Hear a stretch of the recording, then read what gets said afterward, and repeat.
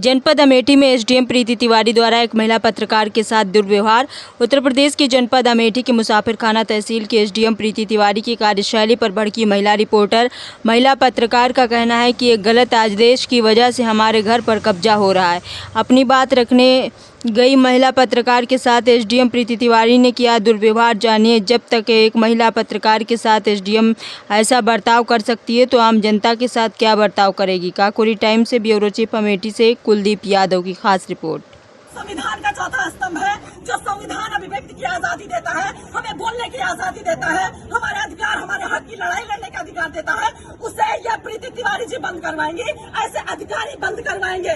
ये कह रही हमारा मूड खराब हो गया। हम मूड खराब होने का जिम्मा नहीं लेते, हम अपना काम करवाने आए हैं। आप पढ़ लिख कर अपनी मर्जी से अधिकारी बनी है, सुनने के लिए, जनता को झेलने के लिए, सेवा करने के लिए अधिकारी बनी है। आप अपने कार्यालय से जनता को दुर्व्यवहार करके कार्यालय से बाहर नहीं निकाल सकती है। यह अधिकार आपको नहीं है कि आप बोले हमको और आपके साथ खड़े 4 लोग और बोले कि आप भागिए यहाँ से, निकलिए कार्यालय से। अरे आपको पता नहीं है कि पत्रकार क्या होता है? आपने मामूली समझ लिया है।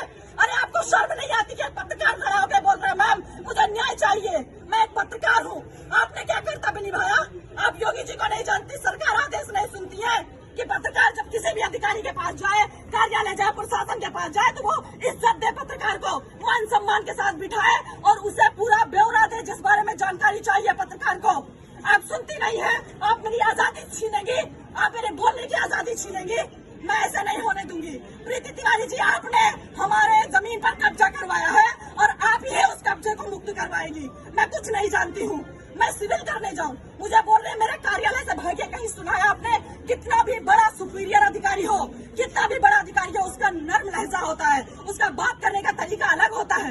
ये कहाँ से पढ़ लिख कर आई है? कैसे अधिकारी बन गई कि इनका मूड खराब हो जाता है एक पत्रकार के सवाल करने से? लेकिन मैं यहाँ पत्रकार की हैसियत से नहीं आई थी, मैं एक पीड़ित लड़की की हैसियत से लखनऊ से दौड़ दौड़ के आ रही हूँ कि मैं पीड़ित हूँ मैम, मुझे न्याय चाहिए। आपके गलत आदेश की वजह से मेरे घर पर कब्जा किया गया, आपने गलत कब्जा कर लिया, प्रशासन ने आपको गुमराह किया।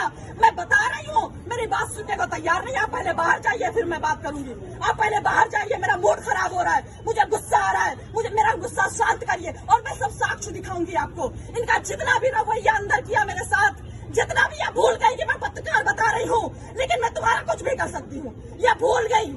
इनका सारा रवैया हमारे कैमरे में कैद है। इन्होंने जो बर्ताव एक पत्रकार के साथ किया, आप सोचिए, अंदाजा लगाइए कि जब ये आम जनता खड़ी हुई, जब इनके पास जाती होगी तो कैसे गूंगे बहरे की तरह खड़ी रहती होगी।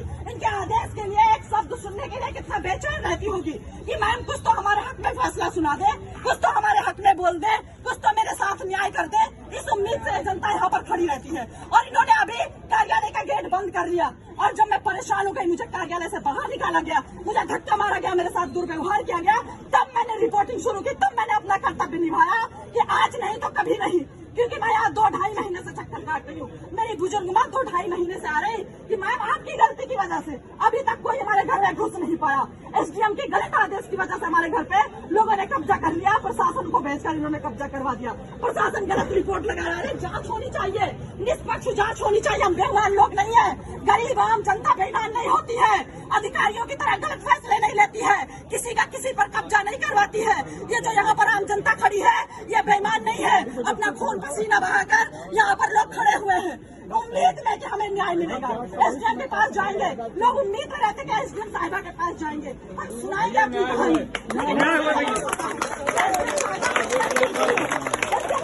महिला है, महिला के साथ न्याय होना चाहिए। प्रीति तिवारी जी से कि मैं रोने लगी। मैंने बोला मैम आप भी एक महिला है, आप भी अधिकारी है, मैं भी एक सीनियर पत्रकार हूँ, मैं लखनऊ में पत्रकार